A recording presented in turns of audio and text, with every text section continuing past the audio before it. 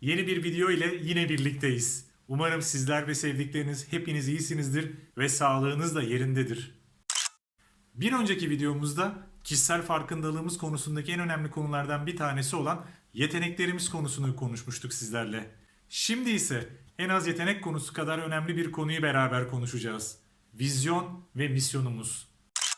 Belki de bugüne kadar kişisel vizyonumuz ve misyonumuz hakkında hiç düşünemedik. Bu iş ve özel yaşam koşuşturması içerisinde belki de bu konuyu düşünmeye hiç vakit de ayıramamış olabiliriz. Eğer konuşmuş olsak da konuştuğumuz vizyon ve misyonlar genelde şirketlere ait olan vizyon ve misyonlar oluyor. Benim bu videodaki amacım vizyon ve misyonun şirket boyutundan ziyade bireysel, yani kendimizi ilgilendiren boyutuna bakmak.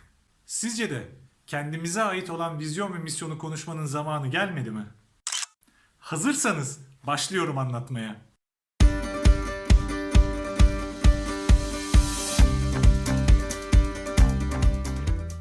Öncelikle vizyon ve misyon kelimelerinin tanımlarını net bir şekilde anlamak ve aralarındaki bağlantının ne olduğunu da kafamıza yerleştirmemiz gerekiyor.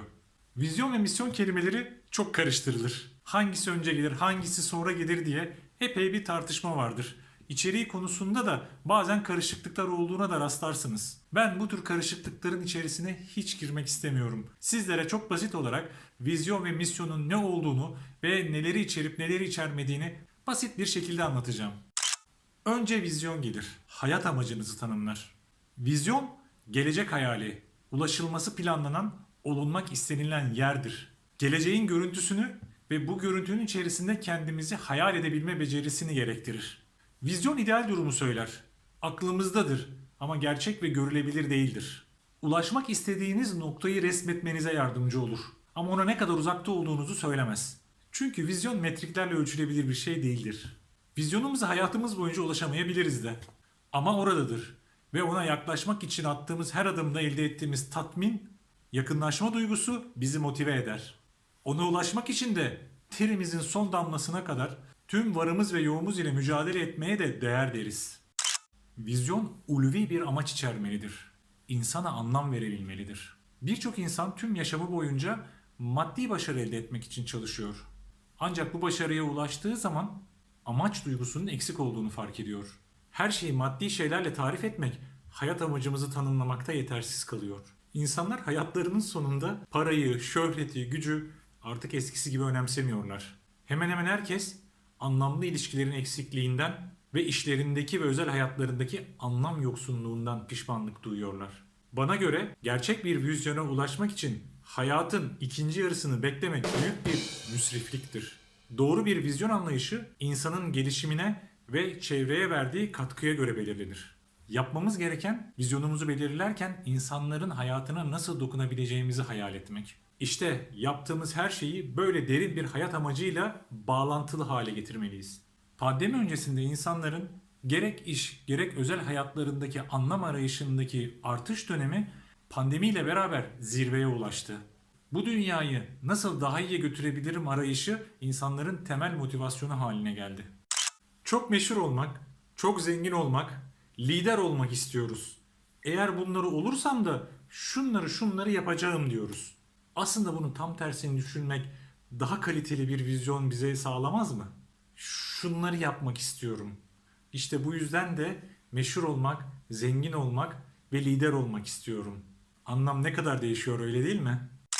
Kendimiz için iyi bir vizyon oluşturmak istediğimizde bu vizyon hangi soruların cevabını verebilmeli? 1. Hayat amacım nedir? Hangi yollarla dünyayı daha iyi hale getirebiliyor? 2. Hayatımdaki kişilerle olan ilişkilerimi derinleştirip zenginleştirmeme nasıl katkı sağlıyor? 3. Kendimden başka birilerine de hizmet etmemi sağlıyor mu? 4. Her gün kendimi geliştirmemi ve anlamlı uğraşlar edinmemi sağlıyor mu? Eğer vizyonunuz bu sorulara cevap verebiliyorsa iyi bir vizyon oluşturma yolunda emin adımlarla ilerliyorsunuz demektir. Peki hayal kurmak iyi bir vizyon sahibi olmak için yeterli mi? Hayal kurmak vizyon sahibi olmanın sadece ilk koşuludur. Hayale ulaşmak için gösterilen çaba, emek, gayret, kişisel gelişim iyi bir vizyon sahibi olmanın ön gerekliliğidir. Şimdi gelelim misyonun tanımına. Misyon kelime olarak görev anlamına gelir. Kişinin hayatı boyunca kendisine görevler, hedefler belirlemesidir. Misyon, vizyonunuza yani hayat amacınıza ulaşmak için şu anda yapmakta olduğunuz hedeflerinizi gösterir. A noktasından B noktasına giderken yolda yapmış olduğumuz bütün aktiviteleri kapsar. Misyonumuz kararlarımıza yön verir ve uzun vadede yolda kalmamıza yardımcı olur. Bir nevi pusulamızdır yani.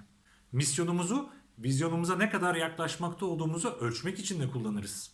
İşte bu yüzden misyon ölçülebilir metriklerle tanımlıdır.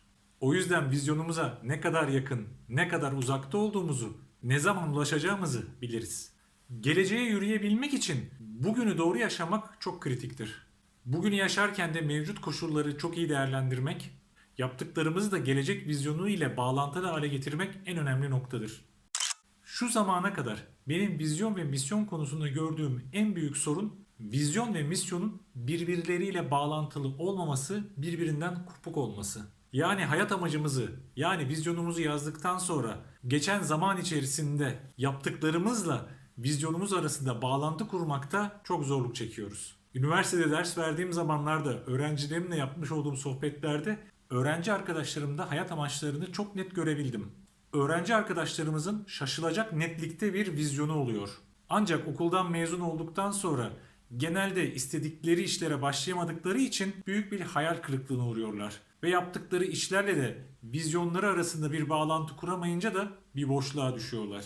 Halbuki bir kere hayat amacımızı yazdıktan sonra ne iş yaparsak yapalım, yaptığımız şeylerle hayat amacımız arasında mutlaka bir bağ kurabiliyoruz. Mesela hayat amacını müşterilerine çok farklı bir yeme içme deneyimi yaşatacak bir restoran zinciri kurma konusunda belirleyen birinin öncelikli olarak operasyonel ve finansal konularda da kendisini herhangi bir hizmet sektöründe de olsa geliştirmesi ve bu konulara vakıf olması gerekiyor. Bu şekilde düşününce hangi işi yaparsanız yapın sonunda hayat amacınızla ilgili bir bağlantı kurduğunuz için yol boyunca giderken ihtiyaç duyduğunuz bütün kaynakları da yanınızda toplarsınız. Her adımda hayat amacınıza bir adım daha yaklaşırsınız. Son söz olarak da hem vizyon hem misyon için çok gerekli olan bir şey söyleyeyim. O da inanç. Vizyonunuz ve misyonunuz inandığınız şeylerle dolu olmalı. Bu konuda sevgili Ahmet Şerif İzgören'in de çok sevdiğim bir sözünü paylaşarak bu videoyu bitirmek istiyorum. İnanç görünmeyene inanmaktır. Görünmeyene inanırsanız başkalarının göremediklerini görmeye başlarsınız.